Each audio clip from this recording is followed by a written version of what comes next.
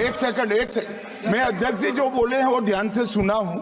उन्होंने 72 के बाहर जाने का नहीं कहा है। माननीय सदस्य मनीष तिवारी ने 72 का हवाला देकर जो विचार व्यक्त किए हैं और जो विरोध किया है, इस पर सदन का कोई भी सदस्य अपने विचार रख सकता है। कांग्रेस पार्टी में विचार रख सकता है मतलब विरोध ही करना है, मगर विचार व्यक्त कर सकते हैं इसका मतलब होता है पक्ष में भी बोल सकते हैं। आदरणीय गृह मंत्री को मैं यही कहना चाहूंगा कि अगर कोई पार्टी इसका समर्थन करना भी चाहे तो भी वो समर्थन 72 पे ही रह सकता है। आप गौरव गोगे जी तो के बाहर जा सकते हैं मतलब। धन्यवाद सर। ये लेकिन हाँ भी जा सकते हैं, वो तो पूछ रहे।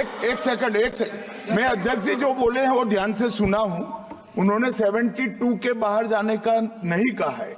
उन्होंने कहा कि माननीय सदस्य मनीष तिवारी ने 72 का हवाला देकर जो विचार व्यक्त किए हैं और जो विरोध किया है, इस पर सदन का कोई भी सदस्य अपने विचार रख सकता है।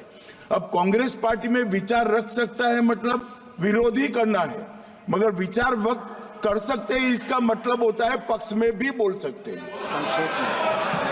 नहीं, मैं संक्षेप में आदरणीय गृह मंत्री को मैं यही कहना चाहूंगा कि अगर कोई पार्टी इसका समर्थन करना भी चाहे तो भी वो समर्थन 72 पे ही रह सकता है। जनरल वो चर्चा में नहीं ला सकते। हाँ, समर्थन के लिए मैं सर ये दो जो कानून है, constitutional amendment 129 constitutional amendment act और the bill to further amend government of union territories act 63, national capital territories 91, Jammu Kashmir reorganisation act 2019, ये दोनों कानून संविधान और नागरिकों के वोट देने के जो उनकी संवैधानिक अधिकार है उस पर आक्रमण है और इसका हम पुरजोर विरोध करते हैं। विरोध का आधार ये है कि इस सबसे पहले 82(5) में चुनाव आयोग को जो यहाँ पे ताकत दी गई है कि चुनाव आयोग आज राष्ट्रपति को अपना एक निर्णय दे सकते हैं कि कब निर्वाचन हो सकता है। ये कभी भी इससे पहले चुनाव आयोग की ऐसी ताकत भारत के संविधान के निर्माताओं ने नहीं बनाया है। चुनाव आयोग की क्या सीमाएं हैं वो आर्टिकल 324 में है, जहां पर इलेक्शन कमीशन को बस कैसे सुपरवाइज करना चाहिए, कंट्रोल करना चाहिए, इलेक्शन रोल कैसे बनाना चाहिए, वहीं तक ही चुनाव आयोग की क्षमताओं का सीमा बनाया है। लेकिन इस संविधान ने चुनाव आयोग को असंवैधानिक गैर कानूनी ताकत दी है। राष्ट्रपति अगर कोई परामर्श लेते हैं तो सिर्फ काउंसिल ऑफ मिनिस्टर से परामर्श लेते हैं, वो कभी भी वो चुनाव आयोग से परामर्श नहीं लेते हैं। ये एक गैर संवैधानिक इन्होंने एक ढांचा बनाया है। राष्ट्रपति जी अगर काउंसिल ऑफ मिनिस्टर्स की एडवाइस लेते हैं 74 जो article 74 of constitution of India में है, या वो article 356 of constitution of India, वो सिर्फ गवर्नर के रिकमेंडेशन पे ले सकते हैं। 356 गवर्नर के रिकमेंडेशन पे या 74 के अनुसार काउंसिल ऑफ मिनिस्टर्स के रिकमेंडेशन में। ये पहली बार ये एक ऐसा कानून लाए हैं कि राष्ट्रपति अब चुनाव आयोग के भी रिकमेंडेशन पर एक निर्णय ले सकते हैं। ये पूरी तरीके से इसका विरोध करते हैं। चुनाव आयोग में किस प्रकार से कमिश्नर्स नियुक्त होते हैं, नहीं होते, सुप्रीम कोर्ट की भूमिका रहती है, हटाई जाती है, उस पर हम बाद में चर्चा करेंगे।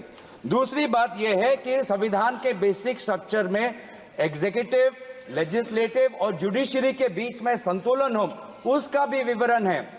आज इस बिल के द्वारा आदरणीय राष्ट्रपति जी को ज्यादा शक्ति दिया गया है कि वो अपने सुपरिंटेंडेंट से एक नए 82A के द्वारा अब वो विधानसभाओं को भंग कर सकती है। ये एक्सेसिव पावर इस बिल में चुनाव आयोग को भी दिया गया है और राष्ट्रपति जी को भी दिया गया है। और यहाँ पे जो मुद्दा उठाया है कि चुनाव आयोग का ये जो खर्च है कम करना चाहते हैं, चुनाव आयोग के खुद उन्होंने कबूल किया है कि 2014 की चुनाव आयोग में कितना पैसा खर्च हुआ, लगभग 3700 करोड़।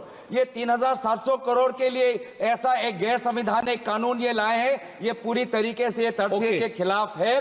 हम दोबारा कहना चाहते हैं कि संविधान और एक नागरिक जो आर्टिकल 14 जो उसको वोट देने का अधिकार देते हैं, वो जब वोट देता है तो हमारे संविधान में लिखा है कि जो 5 ईयर टर्म है, जो 5 ईयर टर्म है आर्टिकल 83(2) में हाउस ऑफ पीपल को और आर्टिकल 172(1) में जो 5 ईयर टर्म है उसके साथ खिलवाड़ नहीं कर सकते।